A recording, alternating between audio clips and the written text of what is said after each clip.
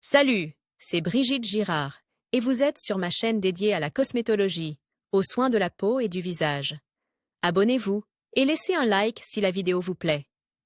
Alors, La commençons. gymnastique consiste à effectuer 2 séries d'exercices, une générale, pour renforcer les muscles, rajeunir la peau et améliorer son élasticité, phase building, et une spécialisée, destinée à supprimer l'asymétrie.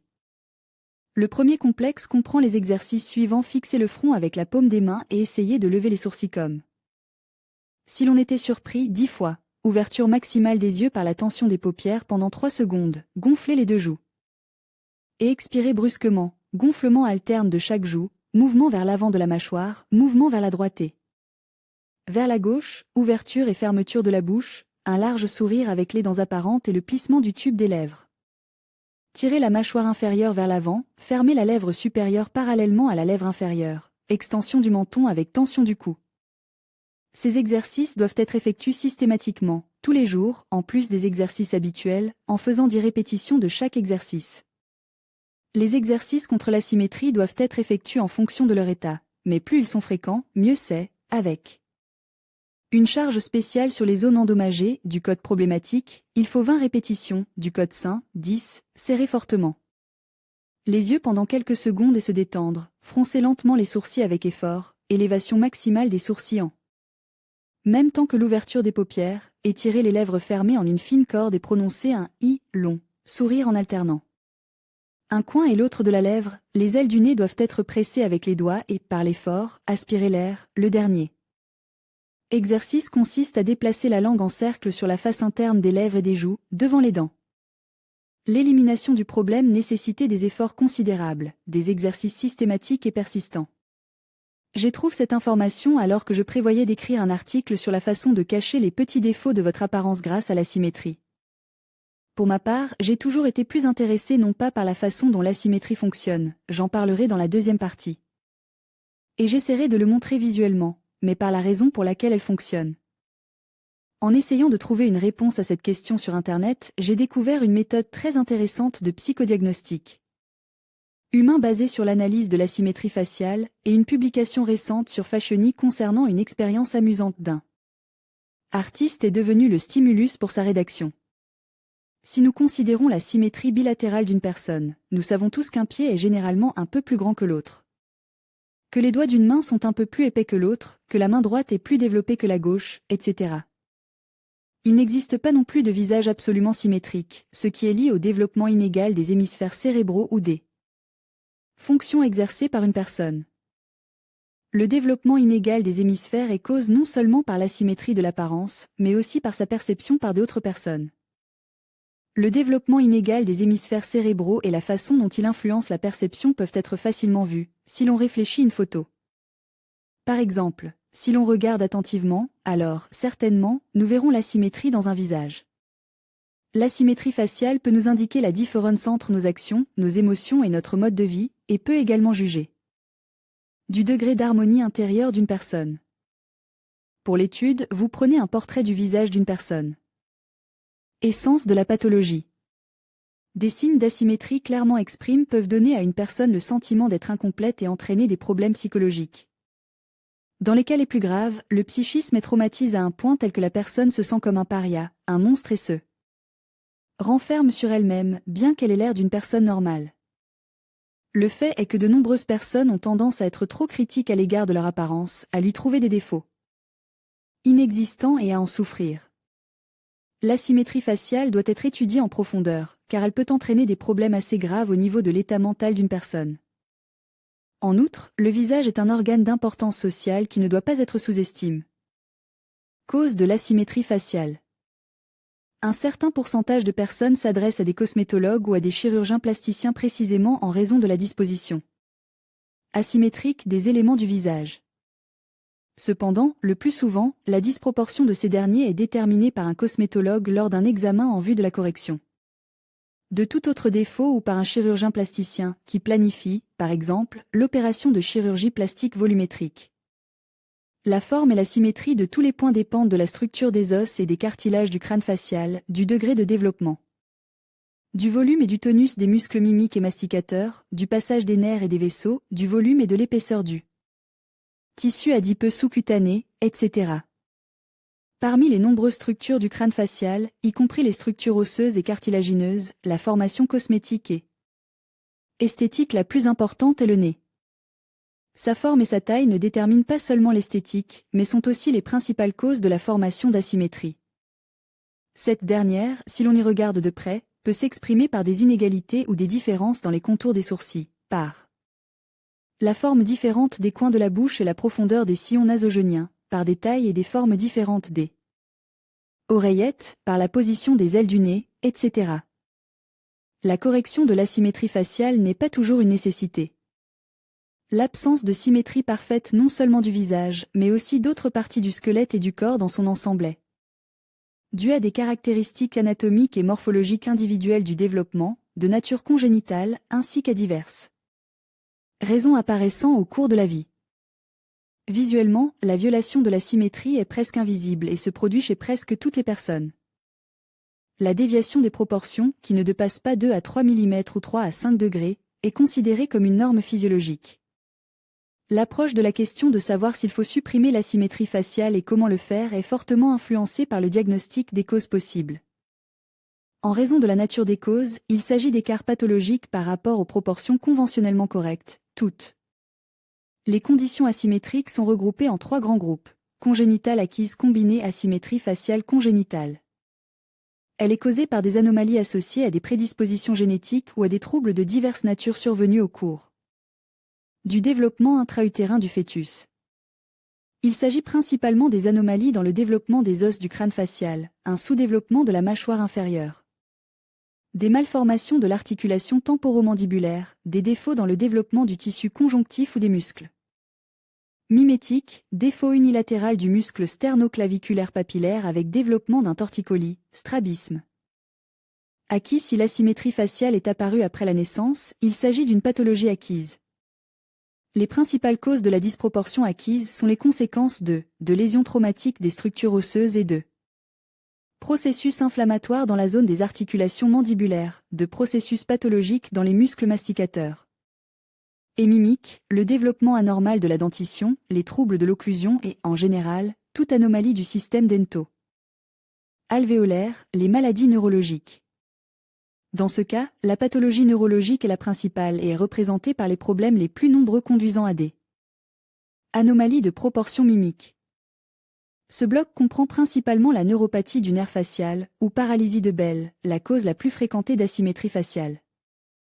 Jusqu'à 25 cas pour 100 000 habitants, les lésions traumatiques, y compris chirurgicales, et autres lésions du nerf facial. Contracture mimétique post-paralytique avec augmentation du tonus des mêmes muscles du côte oppose. Syncinésie de nature pathologique. Motrice et motovégétative, associée à des neuropathies et caractérisée par des spasmes musculaires des muscles mimiques, dyskinésie. Des muscles mimiques, l'élimination de l'asymétrie faciale dans les syncinésies est relativement simple, elle peut être facilement corrigée par l'injection de microdoses de toxines botuliques dans la glande lacrymale ou dans le muscle circulaire de l'œil, les syndromes douloureux dans n'importe quelle zone du visage, le syndrome myasthénique asymétrique. Les neurosciences s'intéressent particulièrement aux causes de la disproportion. Leurs résultats sont nécessairement pris en compte lorsqu'un chirurgien plasticien ou même un médecin esthétique doit choisir un traitement pour l'asymétrie faciale. Syncinésie des muscles du visage, la différence entre norme et pathologie. Distinguer l'asymétrie physiologique de la pathologie est assez simple. Dans la normalité, la différence n'est pas évidente, seules de petites différences sont notées lorsque l'on compare les deux moitiés du visage. Le plus souvent, la moitié gauche du visage se caractérise par des traits plus féminins et plus lisses, légèrement allongés verticalement. Parallèlement, la moitié droite est légèrement plus large, plus masculine et plus nette. Les spécialistes ont même établi des indicateurs spécifiques pour faciliter le diagnostic. La différence de proportion ne doit pas dépasser 3 à 5 degrés ou 2 à 3 mm. Dans les cas particulièrement complexes, par exemple en cas de lésion du nerf facial, l'asymétrie faciale s'accompagne de symptômes prononcés. Sur la moitié affectée du visage, les muscles sont faibles, ce qui entraîne un affaissement des joues et un abaissement du coin de la bouche. La partie affectée du visage ressemble à un masque en raison de l'incapacité à effectuer les mouvements traditionnels. Les sillons frontaux et nasogéniens naturels sont lisses. La fente des yeux est visiblement élargie. Contrairement à la moitié saine, une expression de détresse apparaît sur la partie atteinte. Le mimétisme est gravement affecté. Il n'est plus possible de fermer l'œil, de soulever la lèvre, de plisser le nez ou le front. Tout cela ne concerne que le côté malade. Avec le temps, des troubles de l'élocution apparaissent, le risque de problèmes nutritionnels est élevé. Dans certains cas, les signes extérieurs s'accompagnent de sensations douloureuses prononcées. En cas de dysfonctionnement musculaire d'un côte du cou, il est possible d'observer des symptômes spécifiques, tels qu'une forte inclinaison de la tête d'un côte, une prédominance évidente du volume d'une joue, un aplatissement de la forme de la tête. Les yeux. Exercice numéro 1. Renforcer la paupière supérieure. Il s'agit d'un exercice de base. Pendant l'exécution, surveillez les sensations sous vos index, sous l'un des doigts la pulsation, le tremblement musculaire sera moins. Prenons cet œil, lorsque vous le fermez, essayez de presser la paupière supérieure un peu plus fort sur la paupière inférieure. Important, n'appuyez pas trop fort sur vos doigts et n'étirez pas la peau dans différentes directions. Tenez les coins de vos yeux avec vos doigts et fermez les yeux avec un peu d'effort, en appuyant la paupière supérieure sur la paupière inférieure. Essayez de garder les sourcils en place et de ne pas les faire glisser derrière la paupière supérieure, détendez le front. Ouvrez ensuite les yeux. Après l'exercice, clignez des yeux. Exercice numéro 2. Travail alterne des yeux. Nous allons fermer les yeux un par un. Mettez votre index et votre majeur au coin de vos yeux, sans appuyer ni tirer sur la peau. Nous fermons les yeux un par un, gauche, droite, gauche. Lorsqu'un œil est ferme, l'autre œil doit rester ouvert. Veillez à détendre le front, afin que le sourcil ne tombe pas en même temps que la paupière supérieure. Après l'exercice, clignez des yeux. Variété de défauts. Pour comprendre ce qu'est un défaut, il faut d'abord déterminer ce qu'est la norme. Dans le cas d'une occlusion normale, les mâchoires sont naturellement comprimées, les molaires tombant nettement l'une sur l'autre. Et la rangée supérieure avant dépassant d'environ un tiers la rangée inférieure. Si vous tracez une ligne verticale imaginaire le long du visage, elle passera entre les deux dents centrales. Les caractéristiques d'une occlusion correcte comprennent également l'absence d'espace important entre les dents. L'écart par rapport à la norme peut être le résultat de changements génétiques ou acquis. Naturels et pathologiques. Les types d'occlusion naturelles sont orthognathique, bioprognatique, droite, progenique et opistognatique. Une occlusion anormale entraîne une distorsion et une asymétrie faciale importante, ainsi que des perturbations de l'appareil dento-alvéolaire. L'occlusion pathologique peut être de type ouvert, distal, mésial, profond et croise. Tous contribuent à l'apparition de complications et doivent donc être corrigés. Asymétrie congénitale et acquise. L'asymétrie congénitale se développait en raison d'anomalies génétiques, d'une formation et d'un développement intra-utérin incorrect du crâne, d'un sous-développement de la mâchoire inférieure, d'une croissance incorrecte de l'articulation qui relie la mâchoire à l'os temporal.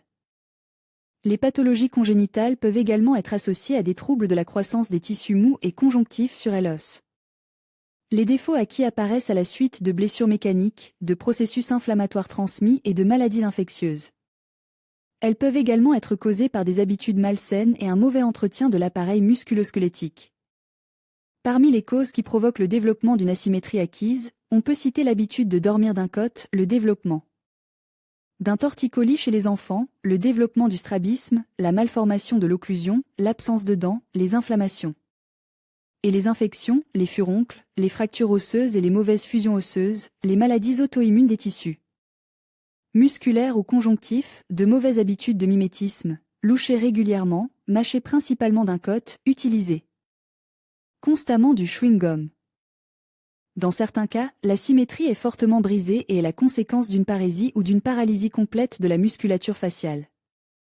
Ces pathologies sont caractéristiques des accidents vasculaires cérébraux. Comment corriger la symétrie faciale? Le traitement de la déviation dépend du type de problème et de son degré d'évolution.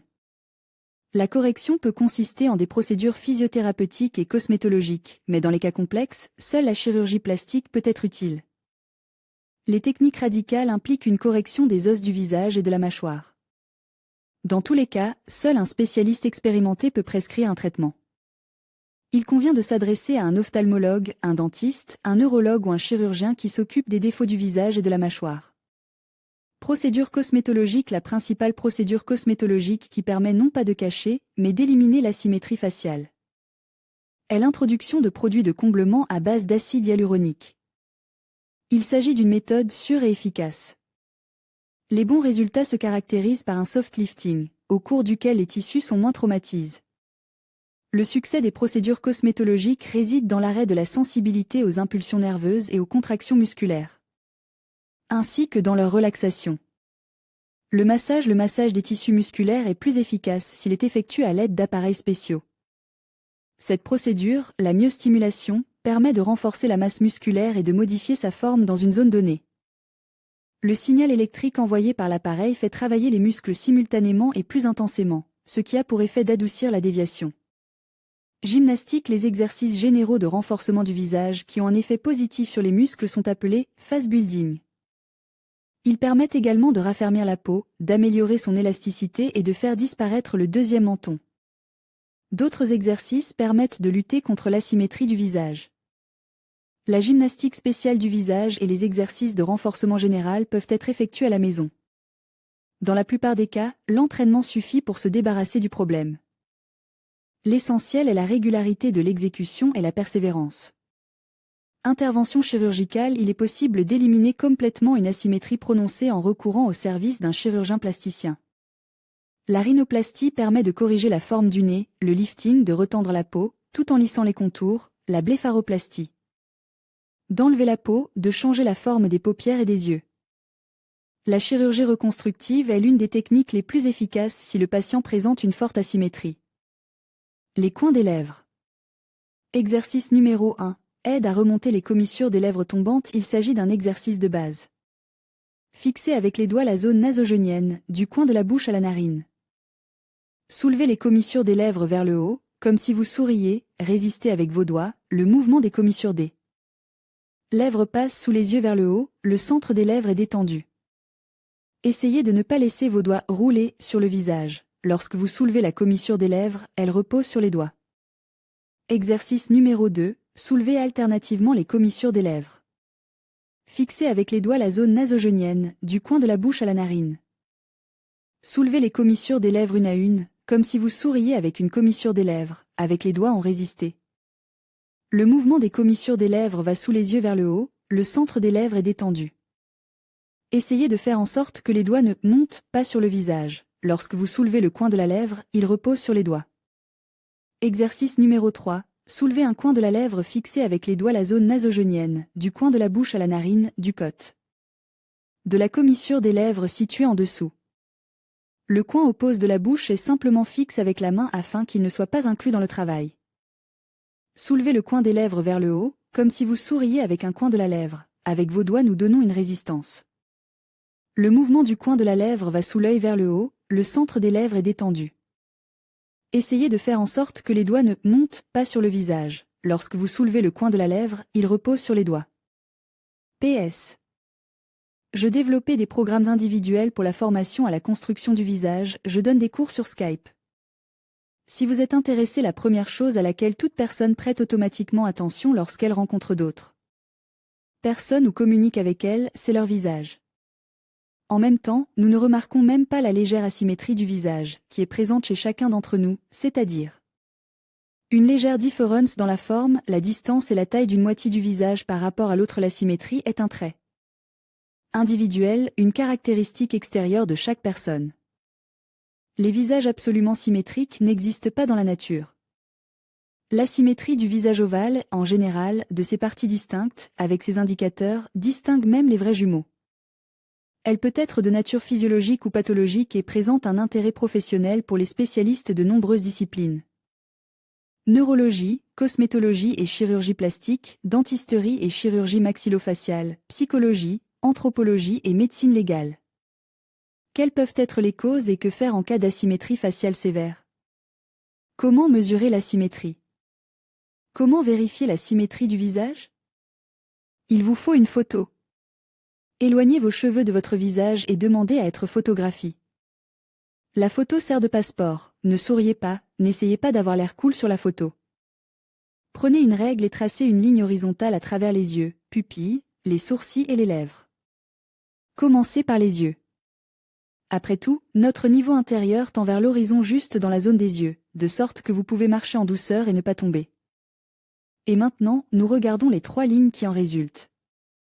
Il se peut qu'un sourcil soit plus haut et l'autre plus bas, que les commissures des lèvres ne soient pas sur la même ligne. Rappelez-vous qu'il existe des valeurs acceptables d'asymétrie et qu'elles sont absolument naturelles et ne nécessitent pas de correction. Lorsqu'il y a des écarts par rapport à l'horizon, il faut travailler avec les muscles, et certains suffiront à corriger les stéréotypes comportementaux et le visage sera tout à fait à sa place. Pourquoi l'asymétrie faciale se produit-elle? Les causes de l'asymétrie faciale peuvent être congénitales ou acquises. Il existe 2 raisons principales au développement d'une telle déviation visuelle, congénitale ou acquise. L'asymétrie congénitale peut être attribuée à un défaut de formation de l'articulation temporomandibulaire, à une structure anormale du crâne, à une pathologie de la formation des muscles du cou, d'un côte, à un sous-développement général de la mâchoire inférieure, à divers défauts du tissu conjonctif ou des muscles. L'asymétrie acquise peut résulter d'un processus inflammatoire, d'un traumatisme ou d'un pincement des terminaisons du nerf facial.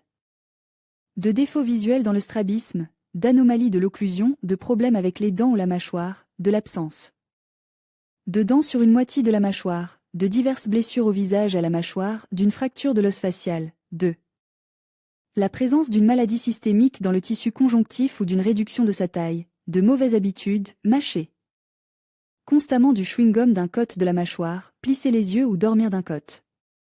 Chez l'enfant, ce défaut se développait avec un torticolis musculaire ou neurogène, un raccourcissement congénital d'un côte du muscle sternoclaviculaire. L'asymétrie faciale se produit également lorsque l'ensemble du corps humain vieillit ou en présence de maladies liées à l'âge. Symptomatologie le plus souvent, c'est la moitié droite qui est plus grande, plus large, tandis que la moitié gauche est plus délicate. En présence d'une asymétrie naturelle, la différence de taille entre le côte droit et le côte gauche du visage n'est pas prononcée. Environ 2 à 3 mm, et ne perturbe que légèrement la proportionnalité générale. Le plus souvent, c'est la moitié droite qui est plus grande, plus large, et la moitié gauche est plus délicate, à un aspect plus lisse. Mais ces écarts ne sont pas prononces, il n'y a donc pas lieu de s'inquiéter. En cas de neuropathie du nerf facial, ces différences de symétrie faciale se manifestent plus fortement et leur clinique est plus prononcée. Dans la moitié affectée du visage, il y a une faiblesse des muscles mimiques et le visage devient comme un masque. Les plis nasogéniens et frontaux sont moins visibles, la fente des yeux augmente, les coins de la bouche tombent, la partie affectée acquiert une expression de détresse ou de pleurs. Il est difficile de bouger les muscles faciaux, de fermer les yeux, de plisser le front, l'élocution et l'articulation sont perturbées, il est difficile de prendre de la nourriture, car elle tombe simplement de la bouche. La parole et l'articulation sont perturbées, il est difficile de prendre de la nourriture, car elle tombe simplement de la bouche. Il y a des sensations douloureuses dans le nerf affect. L'asymétrie faciale chez l'enfant survient en cas de torticolis musculaire ou lorsque l'enfant est couché sur un côte du lit pendant de longues périodes. Le plus souvent, une partie du visage est aplatie, l'angle de la mâchoire est plus petit, la tête penche du côte affect et certaines parties du visage, autour de la joue et de la tête, ont une forme plus plate. Procédure de diagnostic sur la photo. Asymétrie prononcée des yeux. Le diagnostic repose sur la détection de l'asymétrie faciale par un examen visuel, présence d'une pathologie des muscles, des dents, des nerfs, un entretien avec le patient sur l'hérédité, les blessures éventuelles. En outre, des instruments spéciaux sont utilisés pour mesurer les proportions du visage, qui sont exprimées en millimètres et en degrés. Une déviation de plus de 3 mm ou de 5 degrés est considérée comme pathologique.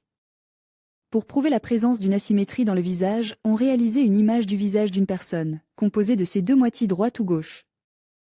On obtient ainsi 2 portraits absolument symétriques, qui différencient souvent du visage réel de la personne. Sur la photo, caractéristiques du diagnostic de l'asymétrie faciale. Comment traiter l'asymétrie? Décrivons les méthodes utilisées pour corriger les principales parties du visage. 1. L'asymétrie des sourcils. Ce défaut se développait à la suite d'une lésion du nerf facial, de sa branche frontale. L'hyperfonctionnement du muscle releveur du sourcil contribue également à sa manifestation.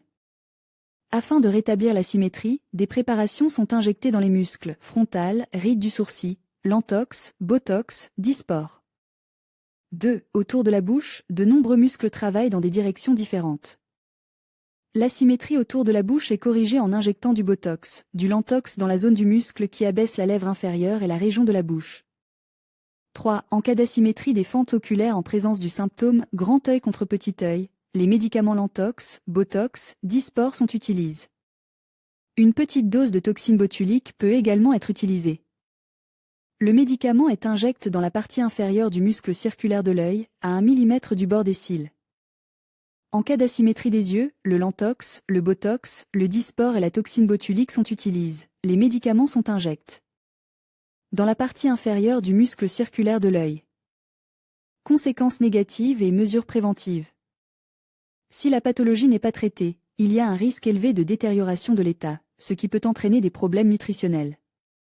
Des troubles de l'audition, des sensations douloureuses dues à une tension musculaire constante.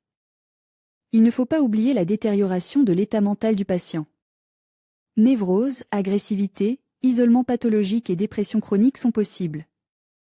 Après une intervention chirurgicale infructueuse, les expressions faciales changent souvent, un tic nerveux apparaît, une tendance au processus inflammatoire se forme. Si une personne n'est pas capable d'accepter ces données extérieures, une existence harmonieuse est impossible. Même dans le cas d'une petite asymétrie, qui embarrasse le patient, celui-ci peut bénéficier d'une thérapie conservatrice, voire radicale. À la discrétion du spécialiste. Signe d'asymétrie faciale. La beauté du visage humain est un concept extrêmement subjectif. Les critères de beauté sont très différents selon les peuples, les nations, les races et les époques. Souvenez-vous, par exemple, des beautés africaines avec une sous-coupe dans la lèvre inférieure et des lobes d'oreilles rétractés. Dans certaines tribus, on considérait qu'il est beau de ne pas avoir de dents de devant. Et pour ces personnes, les beaux visages des mannequins européens reconnus paraissent, pour le moins, étranges. Surtout les divas qui portent la barbe. Sans tenir compte de l'évolution de la mode et d'autres tendances en matière de beauté, des scientifiques ont établi un critère mathématique de symétrie du visage. Selon ce critère, le visage est considéré comme normal lorsque les angles de déviation ne dépassent pas 5 et que les longueurs ne dépassent pas 3 mm.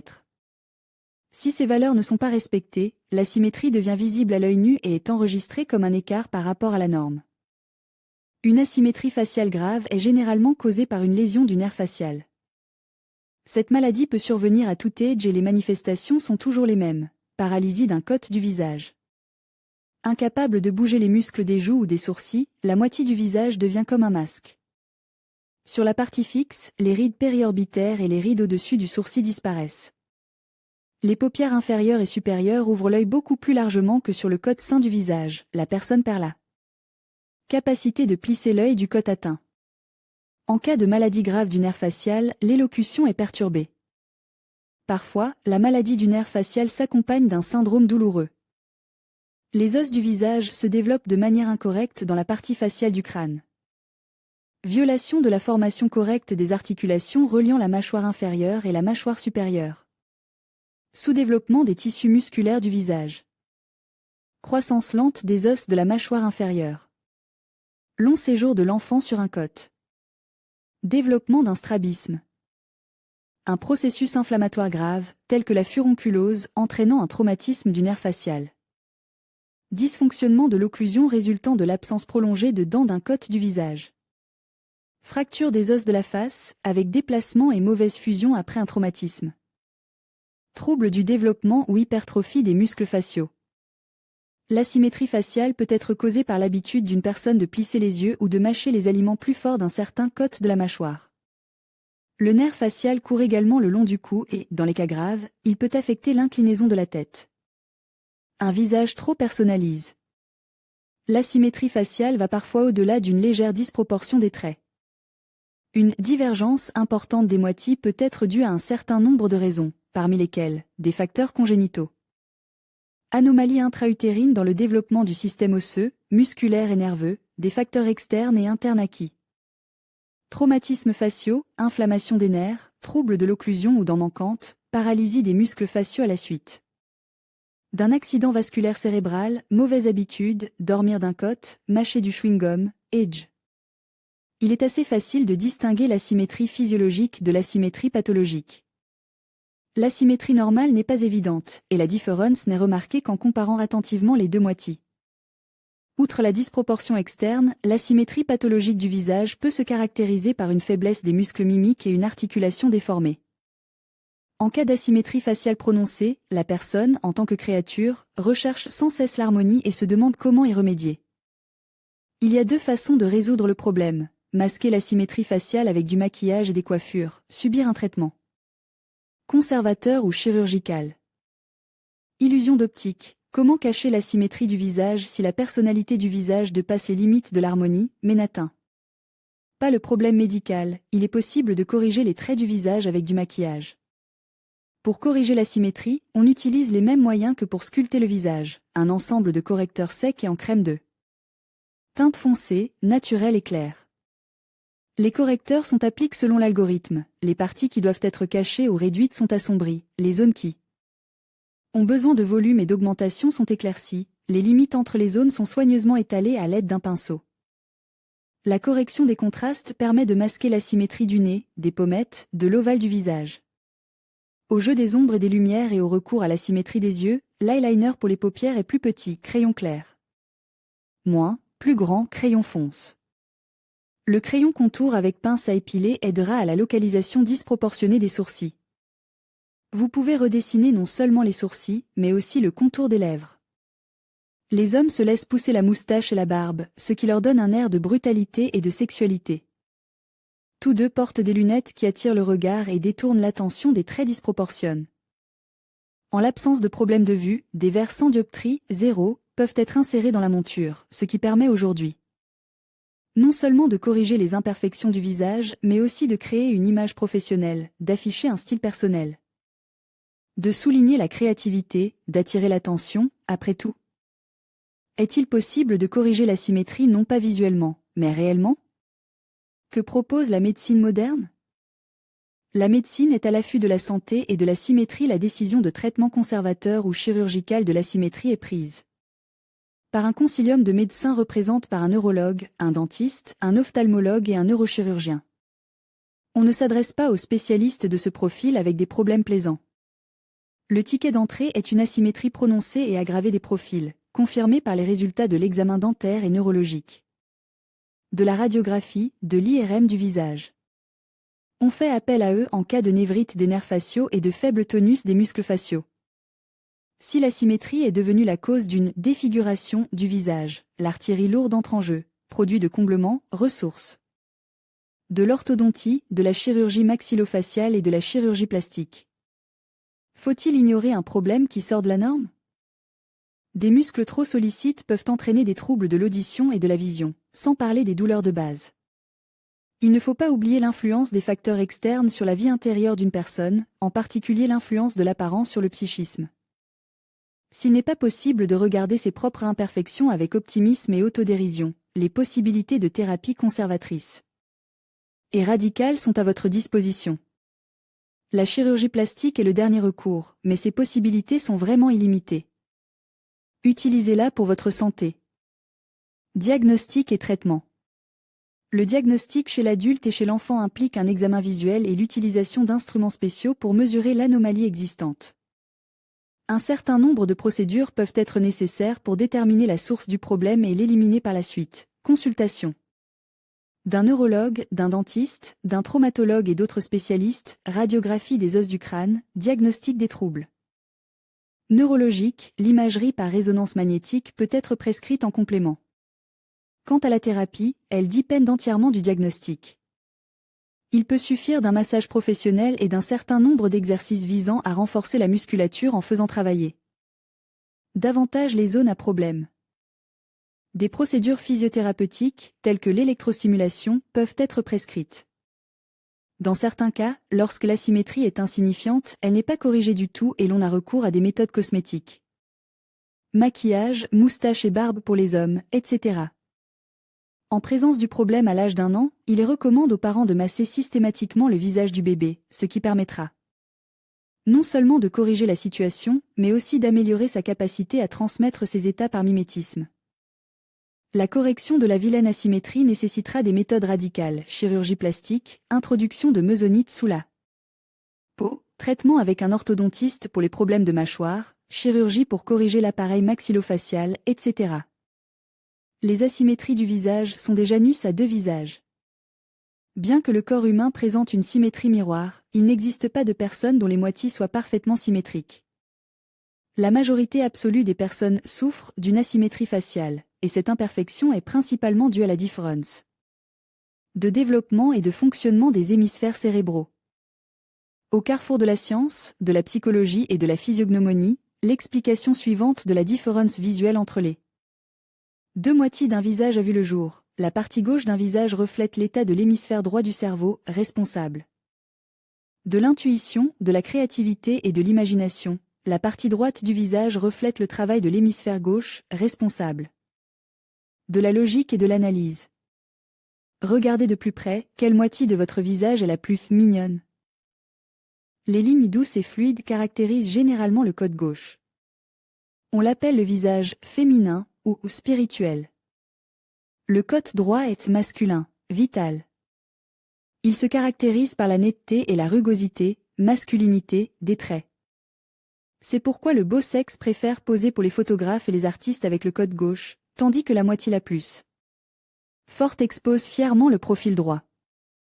Coiffure qui aide à cacher l'asymétrie. La venue de Milos, l'étalon de la beauté féminine, soit dit en passant, avait un visage asymétrique, avec un nez décalé vers la droite et un emplacement différent des oreillettes et des orbites. Cependant, les adeptes du culte de la symétrie affirment que Venus aurait été bien plus belle si son visage avait été symétrique.